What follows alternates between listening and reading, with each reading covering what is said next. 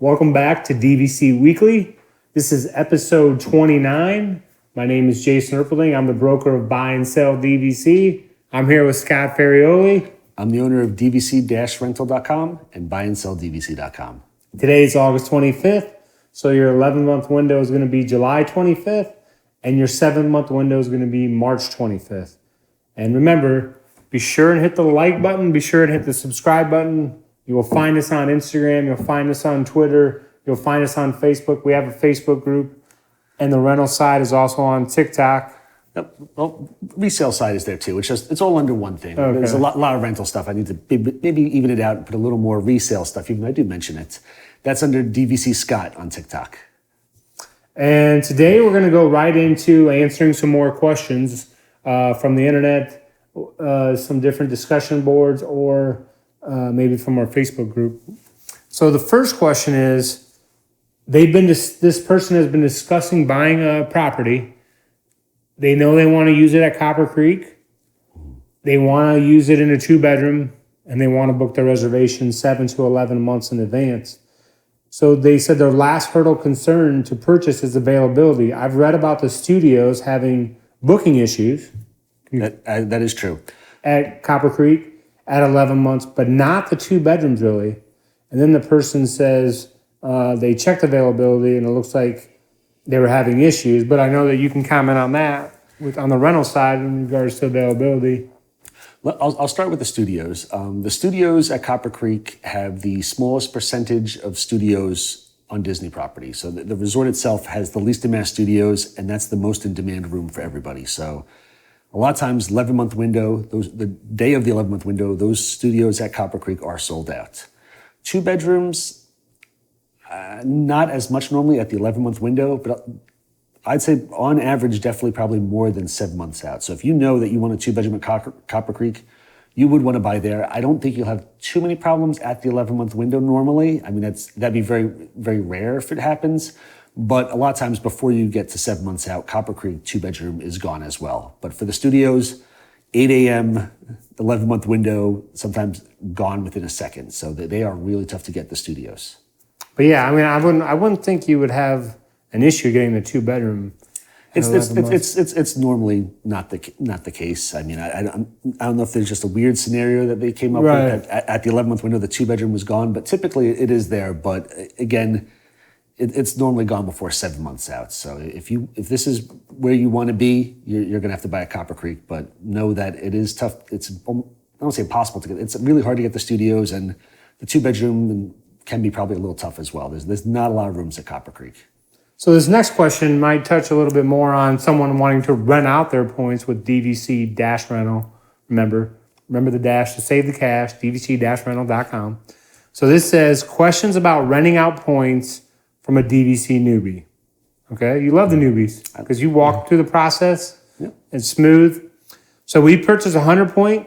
So you're gonna have to follow along here. Okay. So I'll pay attention. We purchased 100 point Saratoga resale last autumn, which included 31 banked points from the 2020 use year. We used those to book 2 nights at Animal Kingdom for this September 2021. Mm-hmm. But now our flights have been canceled. We won't be able to use them as we're not planning to travel until next May. We have a March use year. Okay. So the points will expire end of February 2022. Yes. Can anyone tell me the best way to rent out the points? So it's 31 banked points that have to be used by 2/28. Okay, so they didn't tell us exactly what. September 24th to 26th, I see. Okay. So I was going to say. Oh, yeah, sorry. They said they had a reservation booked for the 24th to the 26th. I wanted to look because Disney, within the last several weeks, probably been a month, probably under 2 months, has brought back their holding window, which means if you cancel a reservation less than 31 days before check-in, the points go into holding, which means they can only be used for reservations 2 months in advance, which makes it a lot tougher to do. Right, I was going to say a 60-day window and it has to be used before your end of your use year. Yep.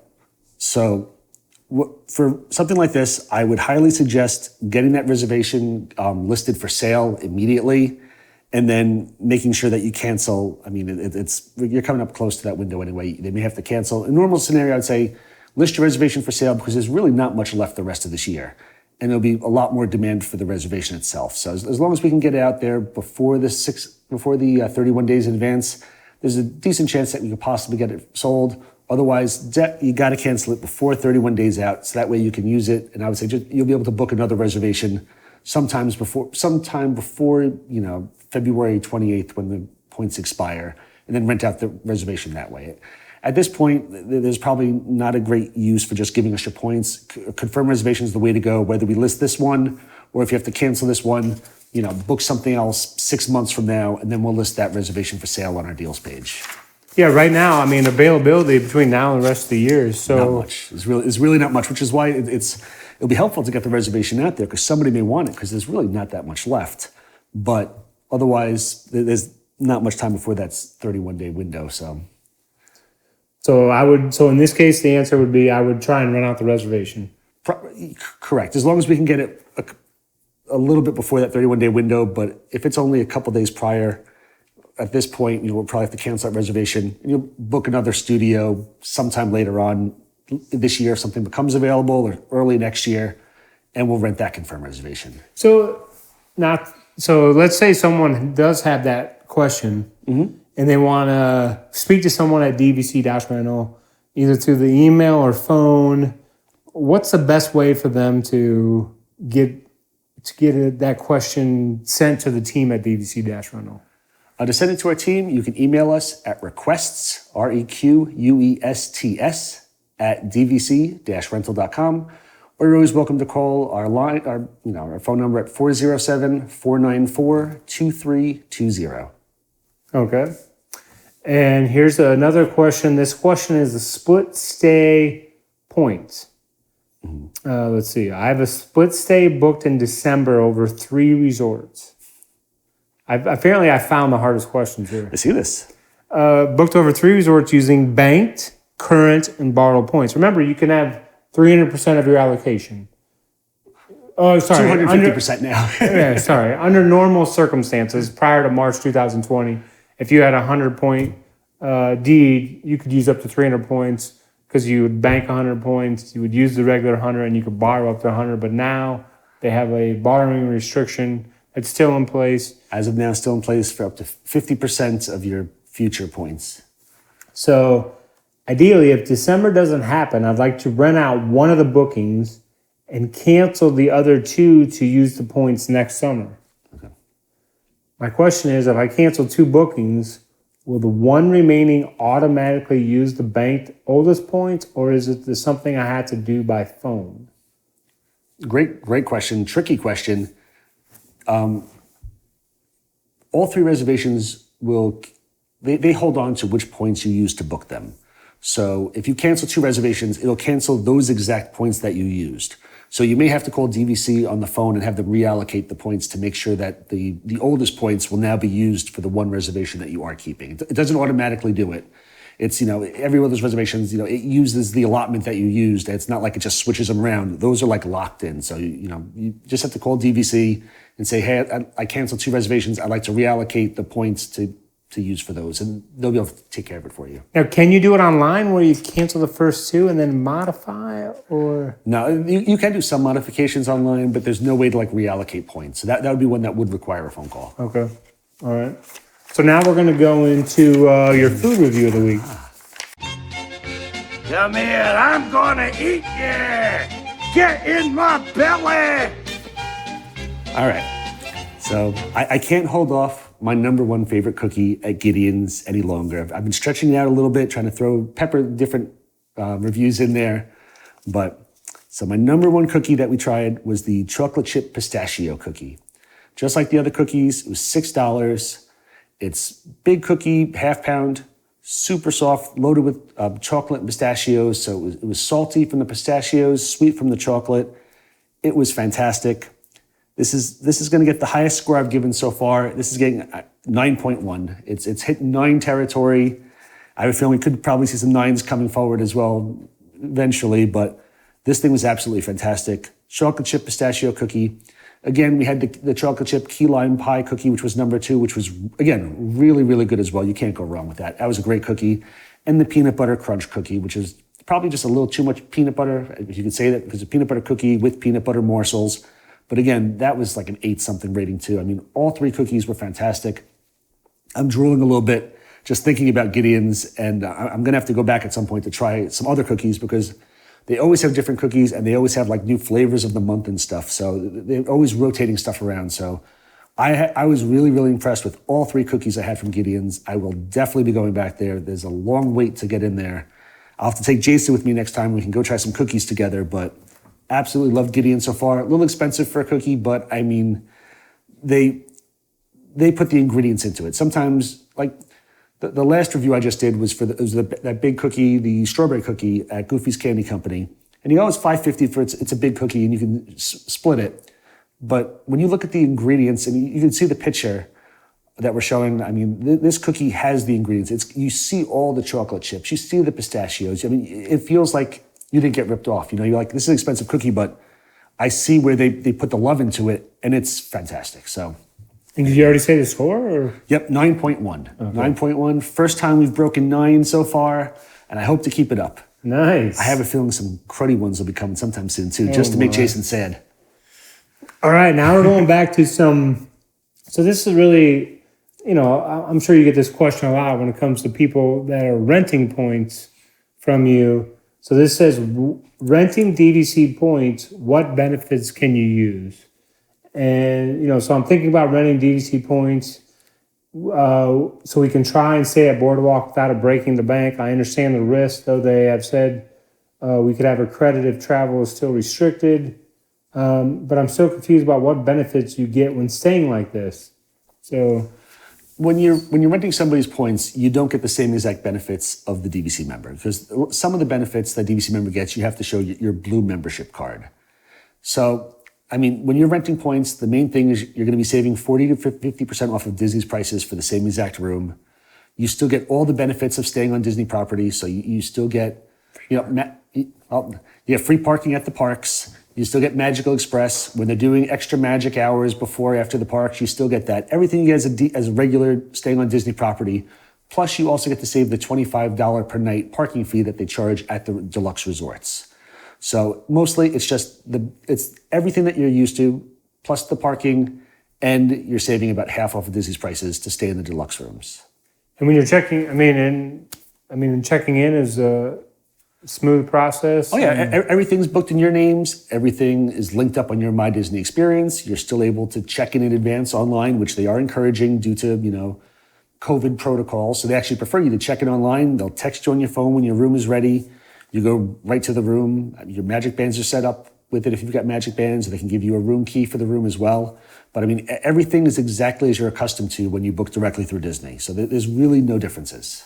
And you're not treated any different. It's not. They don't say, "Hey, we got a renter here." There's nothing going on. I know, you're a guest of the DVC member, so there's nothing wrong with it. You're not treated any differently. Again, one of the main differences is that when you're a DVC member or you stay on DVC points, you do not get daily mousekeeping. Disney does come in every single day and take out the garbage for you, but they do full cleanings of the rooms when you stay more than 8 nights on the 4th night for you. They'll get you new towels and stuff as well if you need them. So that's if you're staying on regular Disney person versus staying on DVC points. But as a renter, you get everything that you would as a DVC member. They don't, you're not looked upon differently. And actually, I'll add on here because I saw somebody ask the other day in one of our groups, do I have to take a timeshare tour to do this? And there are no tours or anything to take. It's nothing shady like that. The DVC members already done their share. They've taken the tour. They've paid for the resort. You're just staying as their guest. So you're never asked to do anything. Most of the resorts, whether it's DVC or even lower resorts, will have a DVC booth inside the resort. And there's never any pressure. If you wanted to, the guy who's working there might just, say good morning to you, or, if you want to check out his pins, you can check out their pins.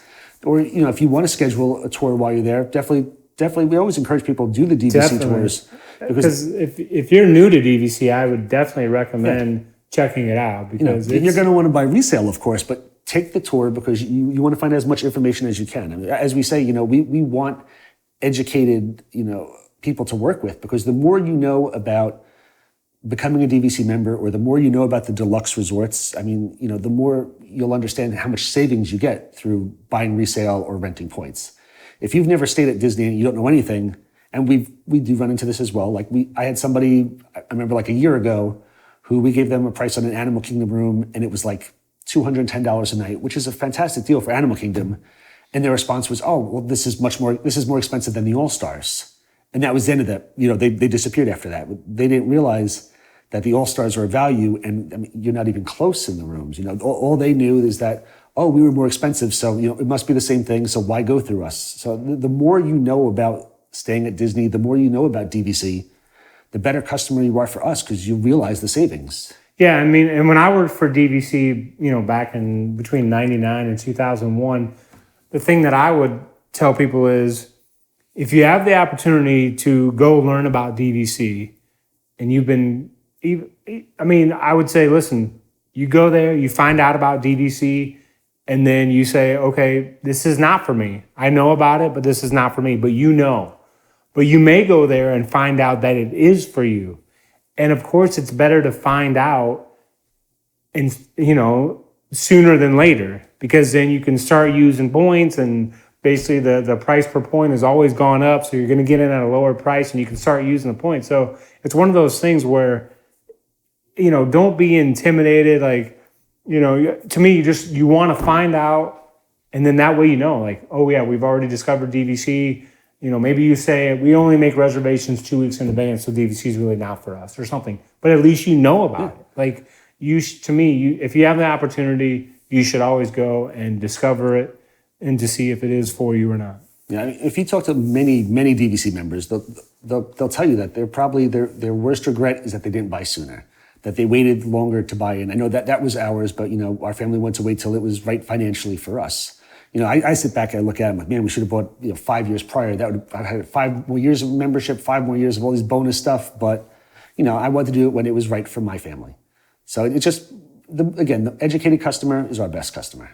Yeah, and then, what happens is if you do end up, going the route of becoming a member, whether it's direct through Disney or resale, and then typically what happens is you do it, and then you're like, oh, I think add-on-itis. Right, you get add-on-itis, and you need more points. I need more.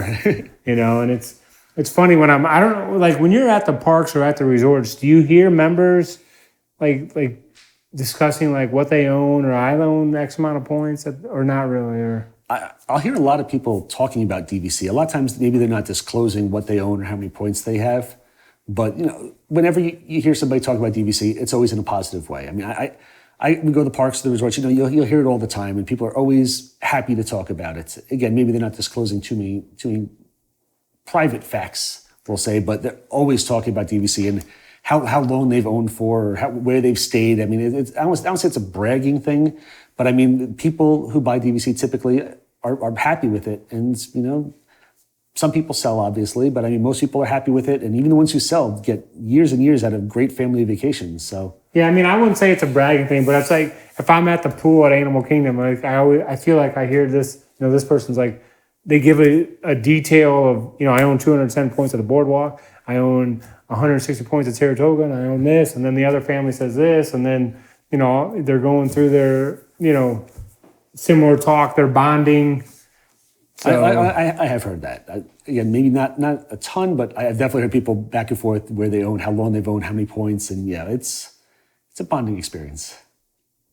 So that's just like this. Yes. So I think that we've covered everything we wanted to cover for this episode. I don't know if there's anything you want to add in, if you want to. No, I'm done. Okay. I give up. I'm done. So remember, hit the like button. I'm going to get cookies at Gideon's right now. I'm out of here. Hit the like button. Hit the subscribe button. Follow us on TikTok, or Scott on TikTok.